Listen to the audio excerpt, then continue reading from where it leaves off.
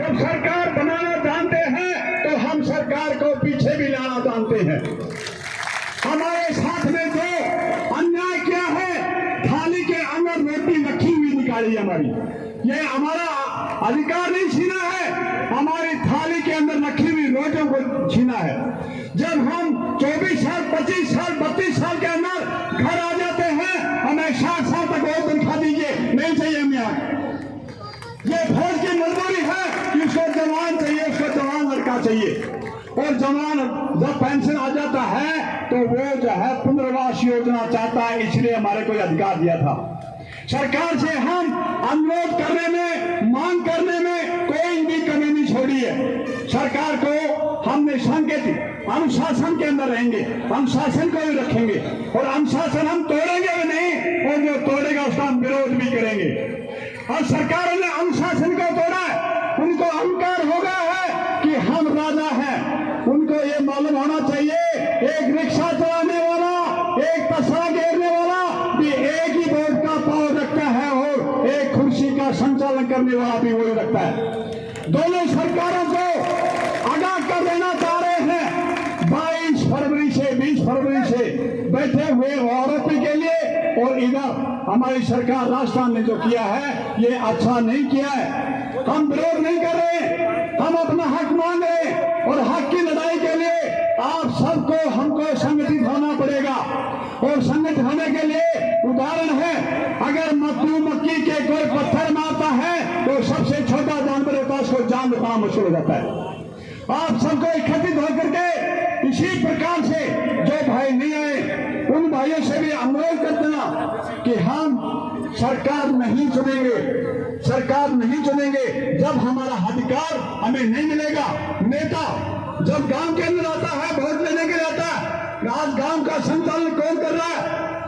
गांव के अंदर चाहे मंदिर हो, मस्जिद हो, गुरुद्वारा हो, स्कूल हो, मेला हो, उसका संचालन करने के लिए फौजी आदमी को दे दिया जाता है कि ये ईमानदार है।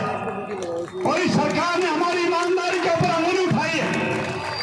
इस अंगुली को काटने की जिम्मेदारी जब हम किसान के बेटे बन करके इसे बीज की दोहना करके देश का अनाज का भंडार भर करके पूरे दुनिया का पेट भरते हैं, इस अंगुली से बीज बोते हैं हम, और इस अंगुली से बोटे भरा करके हम ट्रिगर दबाते हैं, दुश्मन से लड़ते हैं। तो ये अंगुली काम लेने का समय आ गया है अभी साथियों। इस अंगुली से ईवीएम दबाना है, वो सोच के दबाना है। कोई रिश्ता नहीं हमारा, कोई धर्म नहीं है। हमारा धर्म है, राष्ट्र धर्म है, हमारी जाति है तो फौजी है। जब हम जख्मी हो जाते हैं, जब हमें खून की जरूरत होती है, हम हिंदू मुस्लिम सिख का नहीं देखते, हम फौजी भाई देखते हैं, और फौजी भाई को ब्लड दे करके, खून दे करके उसकी रक्षा करते हैं।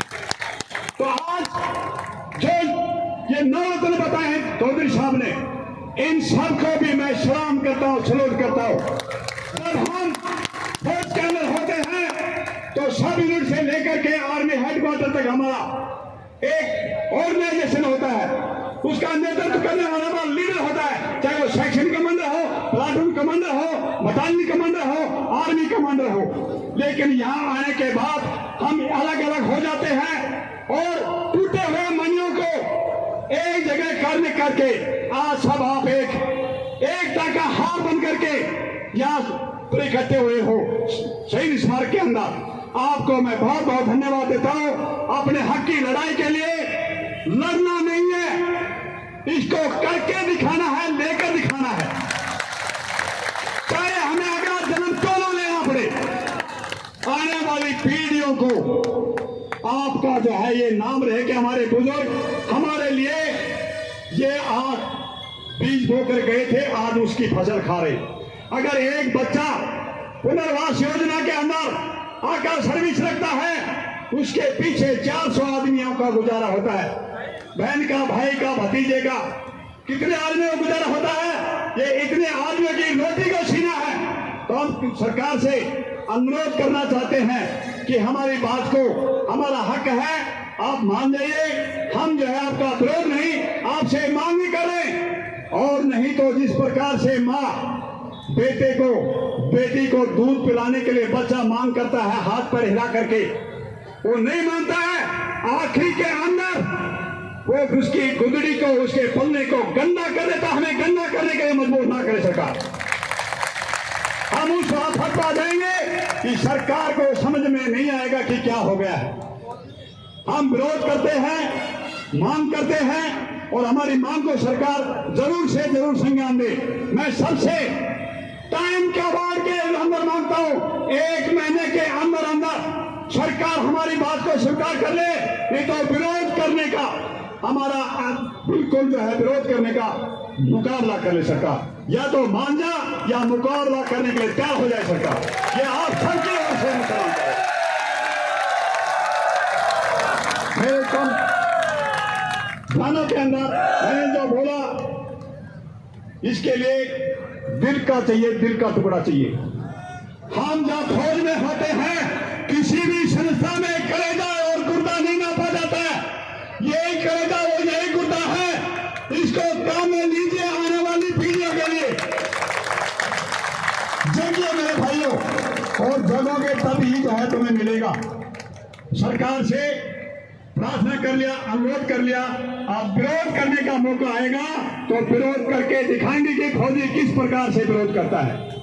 यह आप सबके सहयोग की जरूरत है, क्योंकि इसके अंदर हमारे माँ बाप खेत के अंदर मरते हैं, हम बॉर्डर पर मरते हैं। सरकार क्या लेना चाहती है? हमने जवानी दी, हमने पसीना दिया, हमने खून दिया, हमने तीज दिया, हमने त्योहार दिया, हमने बार दिया, और बहन भाई माँ बाप का जो बीमारी का समय था उसको हमने टाइम नहीं दिया। हमने वो समय भी सरकार को दिया। और क्या दिया सरकार को? अरे जो बॉर्डर पर चले गए वो किस लिए बने हैं? इस देश के लिए बैठे हैं, सुरक्षा कर रहे हैं। और जो बॉर्डर से वापिस नहीं आए वो किस लिए नहीं आए? वो इस देश के लिए नहीं आए। और आज खुशी का आनंद लेकर के भूल गए। ये सरकार भूल जाए कि फौजियों की ताकत कमजोर है। गरीब मजदूर किसान हमारा है। हम चाहे कुछ भी करो, हम अपने परिवार को इकट्ठा करेंगे, गरीब को, मजदूर को, किसान को, लेकिन सरकार को खामियाजा भुगतने के लिए तैयार होना पड़ेगा। अभी मैं अपनी वाणी को विराम देता हूं, गलती के लिए क्षमा चाहता हूं। जय हिंद, जय भारत। बहुत बहुत धन्यवाद। और जैसा मैंने कहा था